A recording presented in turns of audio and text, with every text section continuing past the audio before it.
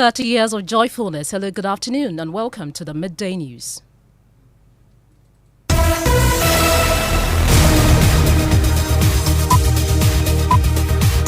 The Midday News is live on Joy 99.7 FM and Hits 103.9 FM here in Accra. We are on Love 99.5 FM in Kumasi and on myjoyonline.com. We are also live in all 16 regions of Ghana via our various affiliates, live on X Spaces and Facebook. The Midday News is supported by Petrosol Platinum Energy, energizing dreams. Coming up, Ghana Armed Forces makes request for international help in investigating its Z9 helicopter crash that claimed 8 lives. The Ghana Armed Forces have already begun investigations into the incident. We have made requests for international collaboration. We have details as government urges the public to trust the investigative process. Ghanaians should trust that the ministry and the Ghana Armed Forces are going to be diligent in the investigations and transparent about it. It's exactly 1 week after that tragic helicopter crash that claimed the lives of Defense Minister Dr. Edward Omane-Boamah and 7 others. We reflect on a tragic week of national loss. Dr. Edward Kofi Omane-Boamah, Minister for Defense. Alhaji Dr. Ibrahim Murtala Muhammad, MP, Minister for Environment, Science and Technology. All flags are to fly at half-mast until further notice.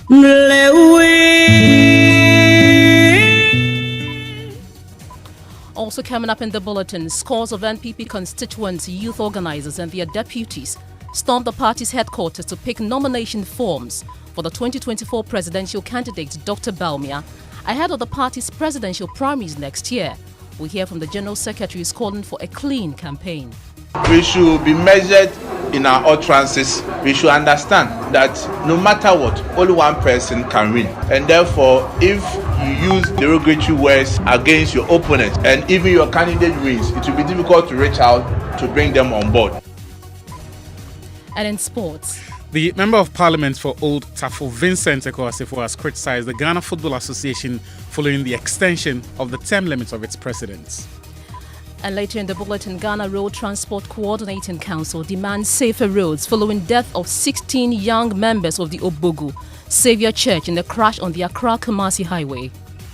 The dualization of the major highways is non-negotiable. That's the only way we can reduce the kind of crashes we have on our roads.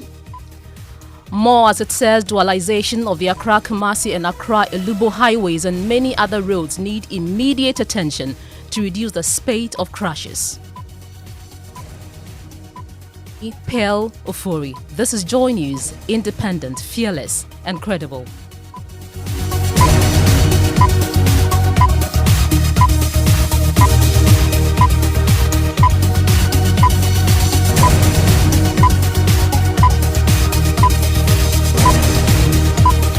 This afternoon, government has confirmed it has formally requested for international expertise in investigating last week's Air Force Z9 helicopter disaster in the Ashanti region, which killed all 8 on board, including 2 cabinet ministers of state. A high-level investigative board of inquiry has been established to determine the cause of the Wednesday tragedy. But speaking during a briefing at the Ministry of Defense, Deputy Minister of Defense Broja Jemfi stated the investigative board will leave no stone unturned as it is collaborating with international agencies to bring closure to the nation and the bereaved families. We also want to assure you that the Ghana Armed Forces have already begun investigations into the incident. We have made requests for international collaboration, and we have received positive response in that regard. And so we want to assure you, our chiefs, that nothing will be covered. It will be transparent, and the public, Ghanaian public, will know exactly what happened and the cause of this tragic accident. Well, he also urged the country to trust the government and the investigative body investigating the matter. We also want to caution the media and some analysts who have been churning out misinformation and untruths about this whole incident. All I want to say is that Ghanaians should trust that the ministry and the Ghana Armed Forces are going to be diligent in the investigations and transparent about it, and whatever was the cause will be known to the people of Ghana, and we'll take some lessons out of that. I don't want to say anything beyond that. Our minister was so fantastic, even in the short period that he served at the ministry. There are many people who will have good stories to tell about him. We know the aggressive strategy that he undertook to retool the Ghana Armed Forces. Unfortunately for us, he didn't live to see the fruits of that strategic step. Well, you heard that the Deputy Minister of Defense, Broja Jimfi. Now, joining us now is Security Lecturer at the Kofi Annan International Peacekeeping Training Center, Dr. Victor Doke. For more on this, good afternoon. Thank you for your time on the Midday News. Now, from a security and safety investigation point of view, now, how critical is it for Ghana to involve international experts in probing the Z9 helicopter crash? And also, what unique expertise can they bring that local investigators might lack? Thank you very much, and good day to you and then your listeners. Now, for international cooperation, such as this regards an investigation of not only air crashes, it could be any other, disasters that come up. It is very critical. Now, every country has the prerogative to call for international assistance through specific investigative bodies to ascertain the results of any issue that they want to seek clarification on. Now, Ghana can do so in various forms and various ways with any country that they deem fit. It can be through the embassies here and then liaise to the organizations that they specifically want them to collaborate with and investigate, on the issue. So it is in the right direction in this case. Now, what I see, in my opinion, is that the investigations with regards to collaboration with international agencies will bring some sort of an enhanced process. Now, it doesn't mean that we do not have the capacity to do that. There may be some challenges with regards to equipment to ascertain or to verify, to do a forensic analysis, which is not available. But that does not mean we cannot seek for international assistance.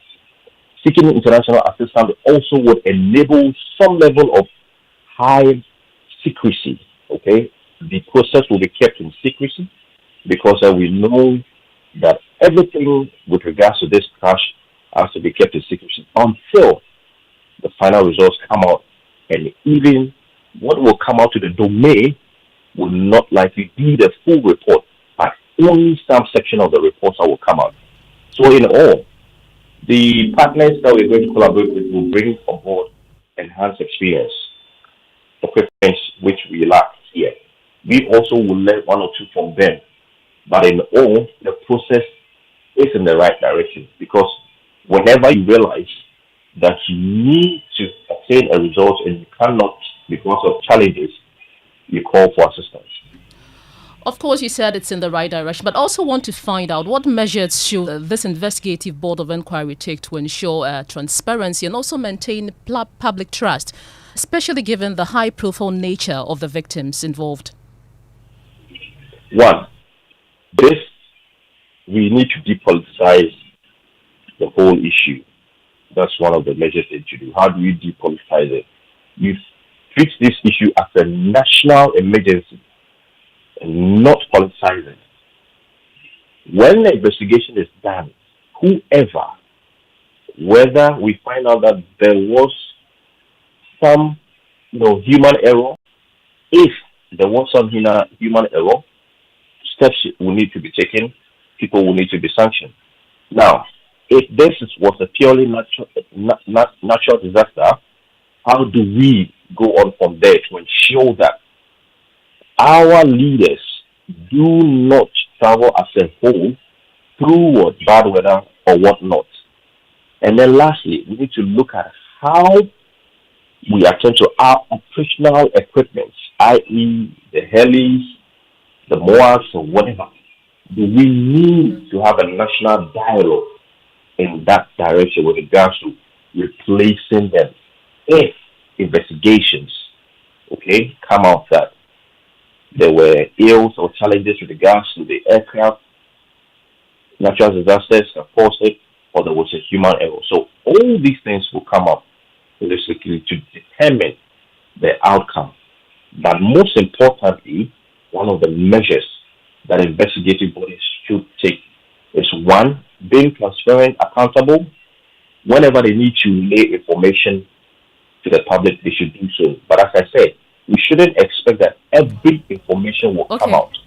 Some will be shielded in secrecy to protect a national security framework as a whole.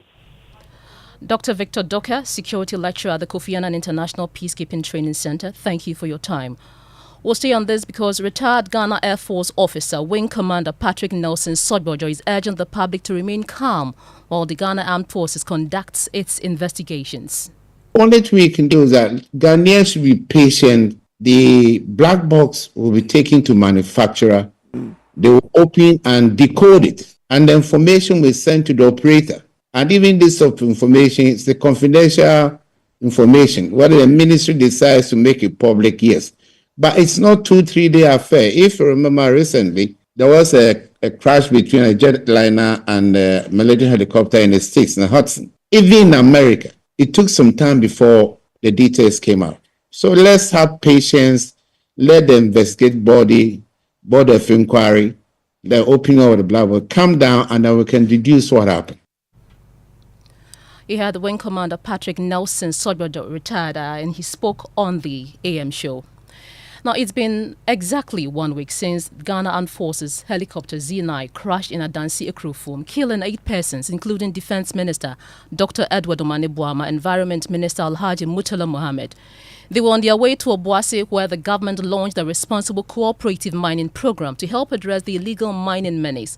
1 week on, Joy News' Emmanuel Bright Kweku looks back, recounting key events since the nation lost these distinguished sons.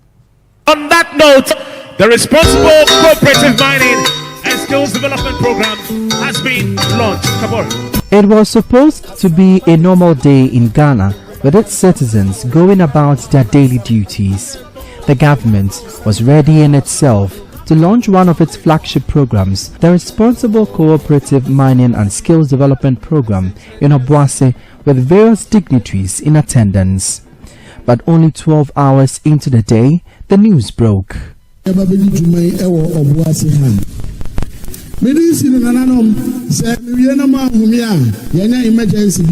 Ghana Armed Forces announced a helicopter en route to the event from Accra had gone missing from its radar. Aboard the aircraft were dignitaries expected to grace the event. Of a military helicopter this morning around the Adansi area in Ashanti. Shortly after the announcement, the Chief of Staff, Julius Debra, confirmed the demise of the 8 passengers on board the helicopter. Dr. Edward Kofi Omane-Boamah, Minister for Defense. Alhaji Dr. Ibrahim Mutala Muhammad, MP, Minister for Environment, Science and Technology. All flags are to fly at half-mast until further notice.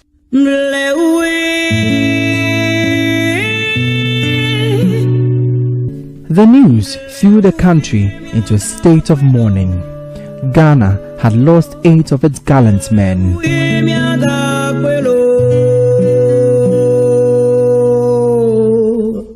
Tears and sorrow filled the solemn atmosphere at the Jubilee House as tributes continued to trickle in from some statesmen and international dignitaries. We just want to extend my condolences to the government, to His Excellency the President. Two of the crash victims of the Islamic faith, Alhaji Dr. Murtala Muhammad and Alhaji Muniru, were laid to rest on Sunday following a forensic analysis. The two brothers, Muniru and Murtala, were both personally close to me. And so this is a very deep personal loss for me. A state burial is expected to be held on Friday for the remaining bodies at the forecourts of the State House. But the fondest memories of these gallant men who were on a national assignment and a brave quest to end illegal mining will forever be etched in the hearts and minds of not just their families and loved ones, but the entire country. Rest in power, our fallen heroes, Demri Fadi and Merimamba. For Joy News, my name is Emmanuel Bratkweku. Well, the diplomatic community in Ghana is pouring in their messages of solidarity as the nation mourns the tragic passing of 8 victims of the helicopter crash that occurred last week. Drawn from various parts of the world, the ambassadors, while signing a book of condolence opened at the Ministry of Foreign Affairs, say they stand with the people of Ghana. On behalf of me and our President, Excellency Mahmoud Abbas, and our government and all the Palestinian people, I'd like to convey all our condolences to the Ghanaian people. We stand with their families, with the government of Ghana, with the President of Ghana, of course. And we will mourn, the Russian Federation mourn with Ghanaians on this tragic event that happened on the 6th of August this year in the Ashanti region.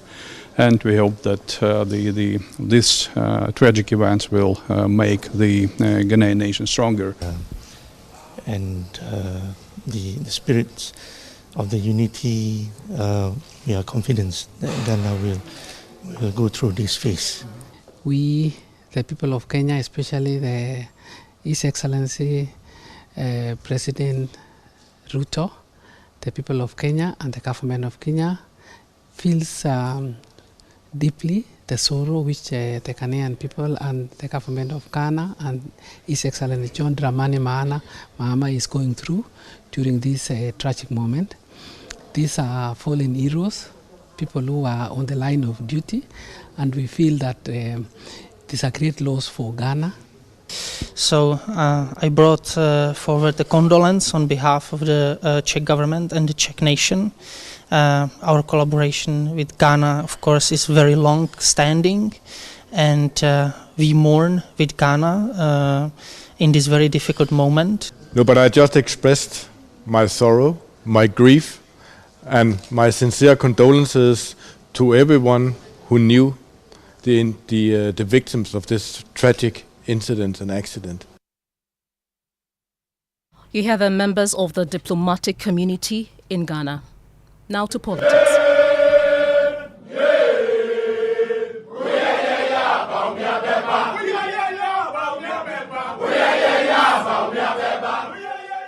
Those are sounds of scores of NPP constituency youth organizers and their deputies at the party's national headquarters today to pick nomination forms for the 2024 presidential candidate, Dr. Bawumia, ahead of the party's presidential primaries next year. The supporters chanting and dancing to party songs were joined briefly by NPP General Secretary Justin Kodia Frimpong, who clarified that his presence at the headquarters was coincidental and not specifically to witness the group picking the forms for Dr. Bawumia. Let's go live to the ground and speak to Joy News' Kenneth Jesse, who is on the beat for us. Kenneth, first tell us the mood at the party's headquarters. Well, it was a very euphoric mood, as the sound suggests. They were numbering over 50. They said they represent about 490 of the youth organizers and their deputies. They came to pick the forms for Dr. Mahmoud Bawumia because they believe that amongst the candidates or the likely candidates who are likely to lead the New Patriotic Party into the 2028 elections, they believe he's the most experienced because they say that he's been the party's running mate for so many years, and also was the party's candidate in the last election. And with the way things are going currently in the country, they believe that he's the right man that can rescue the country from John Dramani Mahama. Kenneth, have they presented the forms to Dr. Bawumia yet? Yes, they have officially presented the forms to Dr. Mahmoud Bawumia at his campaign office at Northridge. And of course, the former vice president also thanked them. He said that they picking the forms on his behalf is a remarkable vote of confidence in him and that he will not disappoint them. He also assured them that he's not going to engage in politics of insults. Youth organizers of our party across the length and breadth of the country, 490 out of 552 came to me and requested, the leadership came and requested that they wanted to put their widow's mite together and pick my forms for me.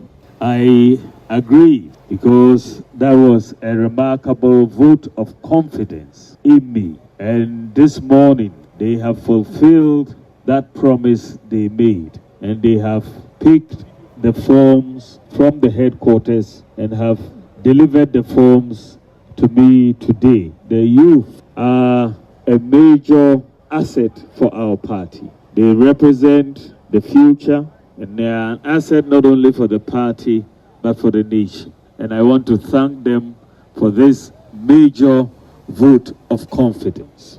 I want to say that I am minded to contest for the flag bearership of the new patriotic. So, Kenneth, we had Dr. Bawumia, but earlier the General Secretary, Justin Kodia, spoke to supporters of Dr. Bawumia. What did he tell them? Well, he told them that he is there just by coincidence and it's not there because they are coming to pick the nomination forms for Dr. Mahmoud Bawumia. He clarified that indeed when other persons also came to pick the nomination forms for former Assistant Central MP Kennedy Ejapon, he happened to be at the party because he's the General Secretary of the party and told them that they should engage in decent politics and that whoever emerges victorious in 2026 when they go for the presidential primaries will be victory for the NPP.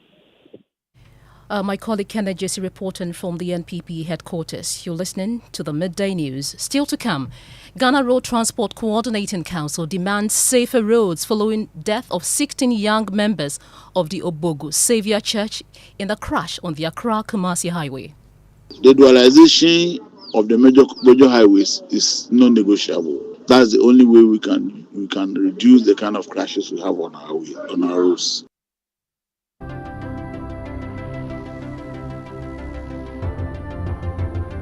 When budgets are tight and money difficult to come by, you want to be sure you get the best value for your money. These are not times to be spending money fixing expensive engine problems because of cheap fuel and lubricants. Drive to a petrol source station today and buy your quality fuel and lubricants, and rest assured of fuel that lasts long and lubricants that prevent expensive engine problems. Hear the sound.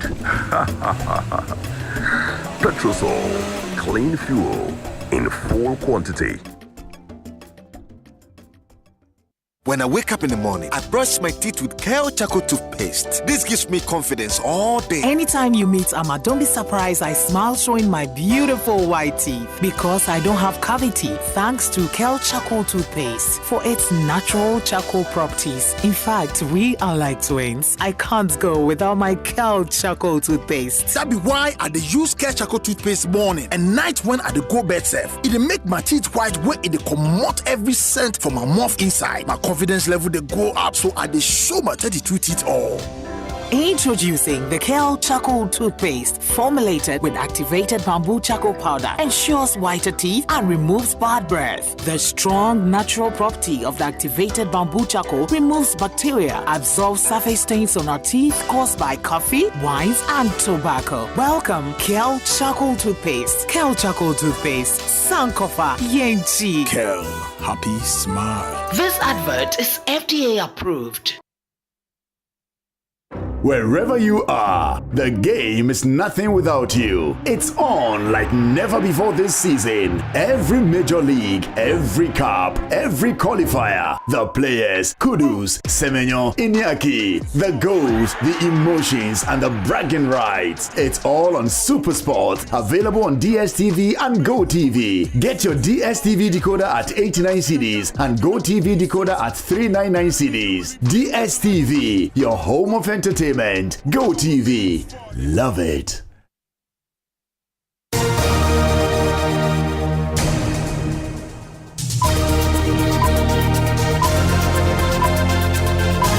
Welcome back to the Midday News. It's time for sports, and Achutamaklo is here. What's the latest in the world of sports? Well, the Ghana Football Association's decision to extend the term limits of its president has drawn some really interesting reactions. The latest of them is the Member of Parliament for Old Tafo, Vincent Ekowasifwa, who says it should not have happened. It takes us back to pre-2019, because our constitution that we have as far as the GFA is concerned, it was supposed to cure a certain anomaly as far as our football community was concerned. It was on that basis that the normalization committee, which was inclusive of personnel from GFA, was established.